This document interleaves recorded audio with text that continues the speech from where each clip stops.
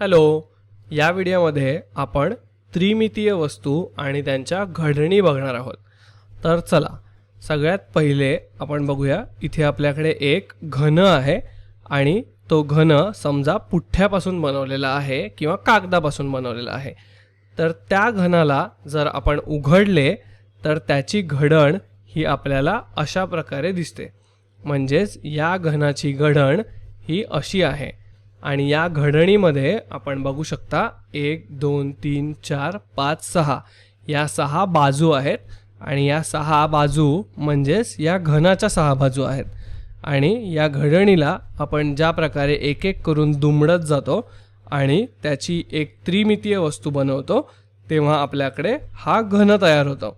म्हणजेच आपण हे समजू शकतो की ही घडण ही द्विमितीय वस्तू आहे आणि त्यापासून तयार झालेला हा घन किंवा हा ठोकळा ही एक त्रिमितीय वस्तू आहे, म्हणजे 3D वस्तू आहे आणि ही 2D वस्तू आहे. म्हणजे आपण इथे हे बघितलं की त्रिमितीय वस्तूचा द्विमितीय आराखडा म्हणजे त्या वस्तूची घडण होय किंवा त्याला इंग्लिशमध्ये नेट असं म्हणतात. म्हणजेच आपण द्विमितीय आकृत्यांपासून त्रिमितीय वस्तू कशा तयार होतात ते एक एक करून पाहूया. तर सगळ्यात पहिले आपल्याकडे आहे हे एक उदाहरण. तर इथे आपण ही 2D घडण बघूया आणि या घडणीपासून 3D ऑब्जेक्ट किंवा 3D वस्तू कशी तयार होते हे बघूया.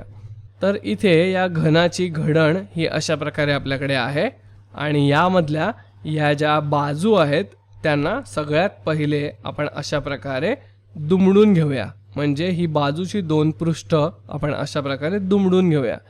त्यानंतर आपण या पृष्ठांना सुद्धा अजून पुढे दुमडून घेऊया. म्हणजे याचे जे हे मधले पृष्ठ आहे या पृष्ठाला दुमडून घेऊया.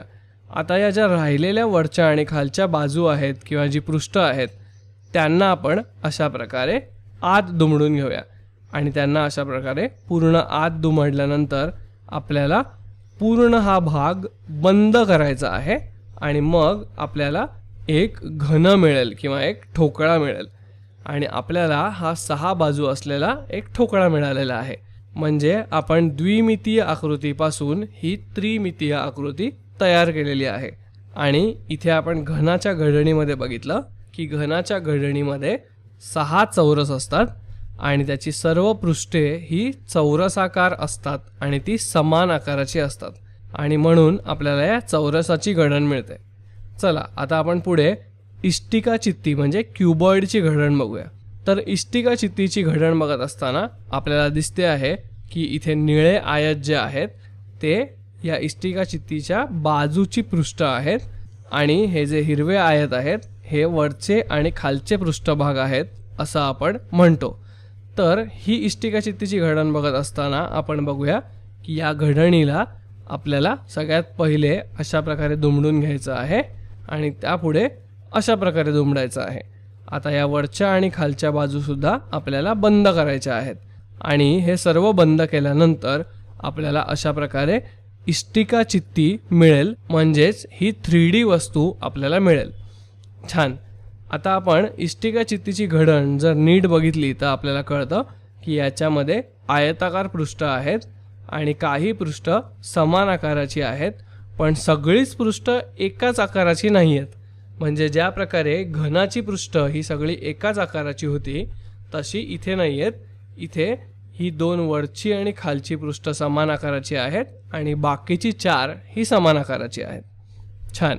आता आपण पुढे घडण बघूया. आता पुढे ही सूची आपल्याकडे आहे. सूची किंवा आपण त्याला पिरॅमिडसुद्धा म्हणतो. तर हा पिरॅमिड आपल्याला बनवायचा आहे आणि या पिरॅमिडसाठी आपल्याकडे अशा प्रकारची द्विमितीय घडण आपल्याकडे आहे आणि त्याच्या या ज्या कडा आहेत त्या कडांमध्ये आपण दुमडून घेऊया आणि त्या पृष्ठांना दुमडून आपल्याला अशा प्रकारे हा पिरॅमिड तयार करायचा आहे.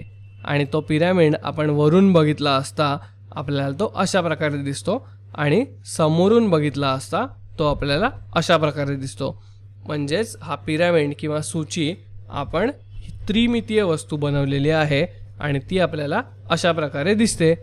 तर आपल्याला इथे सुद्धा लक्षात आलेलं आहे की इथे सूचीला एक पाया असतो आणि याच्या बाजूंची सर्व ही जी पृष्ठ आहेत ती एका शिरोबिंदूमध्ये इथे एकत्र येतात आणि मग या पिरॅमिडची घडण पूर्ण होते आणि आपल्याला एक त्रिमितीय वस्तू मिळते.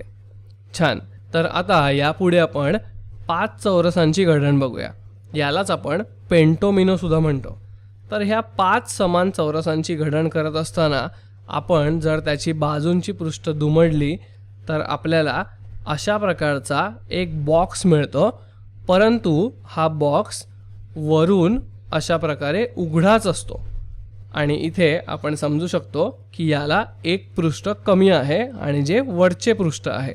आणि अशा गोष्टींचा उपयोग आपण पेन स्टँड म्हणून करतो किंवा आपण काही वस्तू त्याच्यामध्ये ठेवण्यासाठी करू शकतो किंवा अशा बॉक्समध्ये आपण कपडे ठेवू शकतो.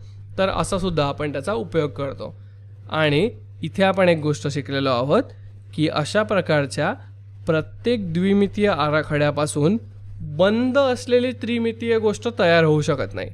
आणि यामुळेच आपल्याला हे लक्षात ठेवायचे आहे की आपल्याला जर संपूर्णपणे बंद होणारी अशी त्रिमितीय वस्तू बनवायची असेल तर त्याच्यातल्या पृष्ठांची संख्या योग्य असणं खूप गरजेचं आहे आणि त्याच्या पृष्ठांची मांडणी किंवा रचना ही सुद्धा योग्य असणं खूप गरजेचं आहे.